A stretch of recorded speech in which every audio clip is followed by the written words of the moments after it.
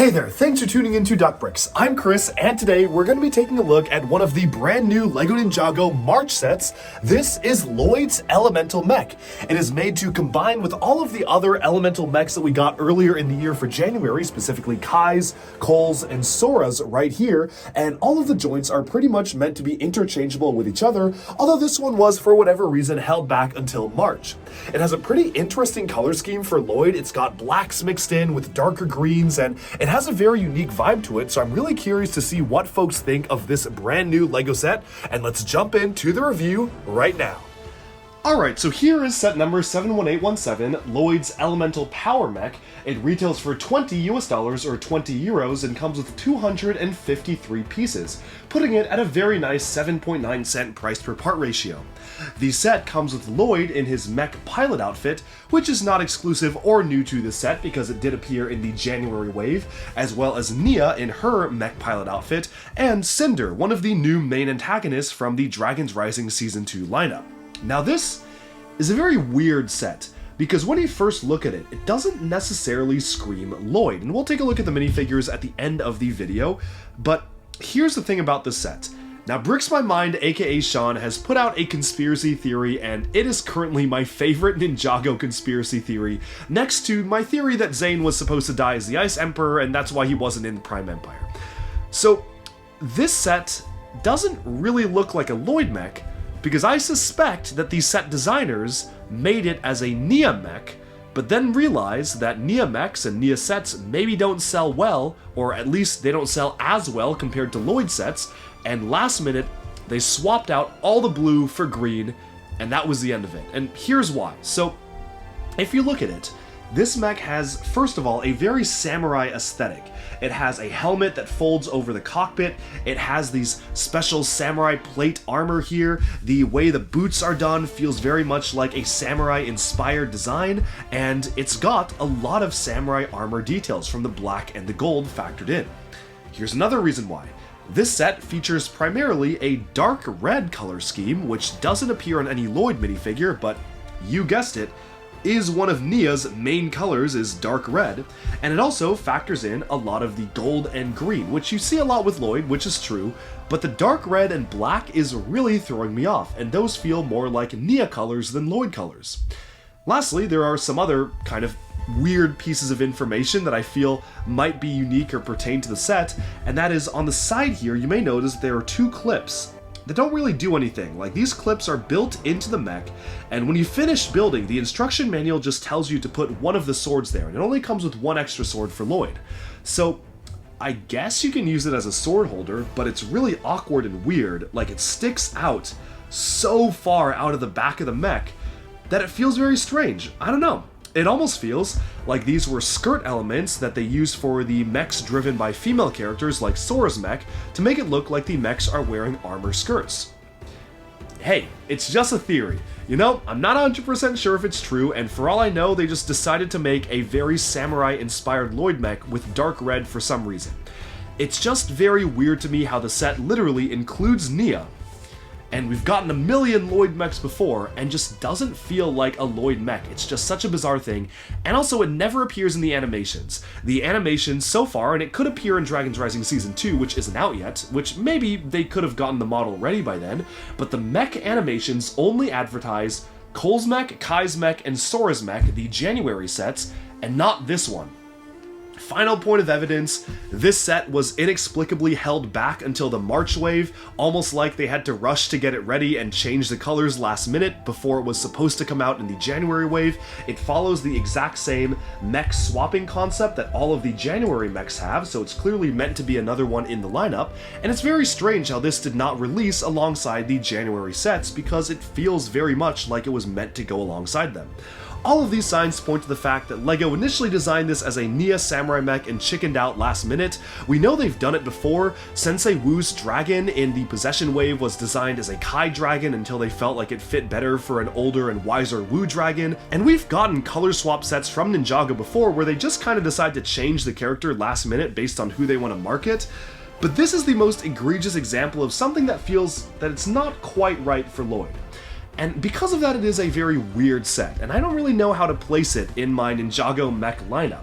So the thing is, you have a fairly standard amount of articulation, no knees and no elbows, but that's to be expected in a set designed for kids to play around with and pose. LEGO chooses specifically not to give sets like these knees and elbows, so kids will not get confused while posing them and be frustrated with having too many joints to focus on, so they try to limit the articulation, which I get it for young kids, that makes sense. I very much wish you could articulate the hands, because since you can't turn the hands, the arms are forever fixed in this position. It makes it a lot harder to pose the swords. Like if you want to have it with like the swords out but the arms tilted inwards, you can't do that. Or if you want to have a more dynamic pose, you just can't really do it because the hands are just attached to the arms themselves. So feels like a bit of a miss to me, but again, it is a set designed for a younger audience, so it does make sense. Now opening up the cockpit is fairly simple. You can just fully open it up like so and reveal the minifigure, and then just close it up and it just completely covers the minifig. And they also recolored the new LEGO Ninjago Dragon's Rising Energy Blast elements in transparent green here to showcase Lloyd's elemental power channeling through the chrono steel of the mech. Now it does have two different swords in different lengths, which I think is a nice touch. You have one that's a lot longer with a tassel, and that does feel like a Lloyd sword, and then you have a shorter one as well, in case you want to get it in all sorts of different poses. And while the posing is fairly limited for this mech, because there's only so many things that you can do with it without actually having to bend some of the other joints, it is definitely a lot of fun to play with and very, very sturdy. Now the entire point of these sets is that you can actually swap out the individual components, so if you separate it off, they created a brand new joint piece, which I talked about at length in our Ninjago review for January, where you can use to swap this, put the legs on a different mech, you can pop off the arms and use the arms for a different build, pop off the legs and use one of the other mech's legs for this one, and use this for a different mech, and so there's all sorts of fun stuff that you can do with it, and obviously, it's a system that isn't necessarily anything super novel. I mean, it's just using ball joints for all of the connection points, so you can very easily just combine and connect all of your different vehicles, but I do like how they really emphasize it as a play feature this time, because it definitely gives me those Galador vibes. Now, lastly, I do want to talk about the minifigures very briefly, because I already covered these in detail for the January wave. None of the pilots that come with the mechs have the shoulder armor, which is a little disappointing because it would have been really nice to have them with the full-on armor, but for some of the mechs in this wave, they can't even fit in the mech with the armor on, so I do understand why they just chose not to give it for the figures.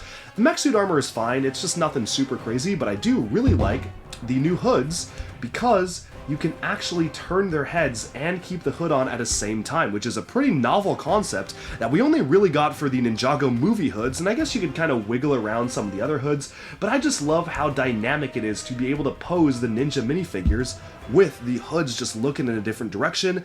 That is really nice, and that is everything I want to see out of a Ninjago suit, is stuff like that, so I'm a big fan of how that was set up. Moving onward, Cinder is one of my favorite new antagonist minifigures. He has a really nice transparent black head with two different expressions. I've talked about him at length in the other videos and in the January review, but you can see what he looks like right there. And all in all, this is a fairly decent set. It's fun to play with, you get good amount of playability with it, the color scheme is interesting and doesn't necessarily fit Lloyd, but at least it's pretty different, and they did just come out with a Samurai Lloyd minifigure in one of the Ninjago books, so you do have that if you do want to use it for this mech. I feel like it'll fit a lot better for a mech like this, and altogether, would I have liked it if they made it a Nia mech instead, and do I think it would have fit her aesthetic and color scheme a lot better? Yeah, I mean, Bricks My Mind has literally showed us. He made a blue version of this. I actually sent him one of the limb pieces, or a couple of limb pieces in blue to allow him to do that, because I really wanted to see that happen. I had a feeling, he didn't explain what it was for, but he asked me if I had any extra blue Evo joint limb pieces, and I was like, yeah, I have an extra, I'll send it to you, because I was pretty sure what he was cooking. I was like, alright, let him cook. I'm gonna mail him these pieces. So I sent him those parts, and he did indeed cook, and I think it does look better as a Nia mech, but as it is right now, in terms of a Lloyd mech, it's fine, it just doesn't really feel like Lloyd, but I can't deny for $20, this is some of the best value we've gotten from LEGO sets in a long time, especially when some of the other items in this wave are a little bit overpriced. $20 for a full-on mech and 3 minifigures is a pretty sweet deal, and I can't complain about that. That's all for this review. Hope you enjoyed this look at the $20 Lloyd's Elemental Mech. Alright, and with that, we have summed up our look at Lloyd's Elemental Mech. Let me know down in the comments below, what do you think of the set? Do you like it? Do you dislike it? And do you feel like it's worth the pretty affordable price? I certainly know it's definitely a better deal than some of the other sets in the wave, but that's just my thoughts. I'd love to hear yours, so do let me know. Thank you so much for tuning in. Be sure to like and subscribe for even more LEGO news, reviews, discussion, and analyses coming your way very soon, and bye for now.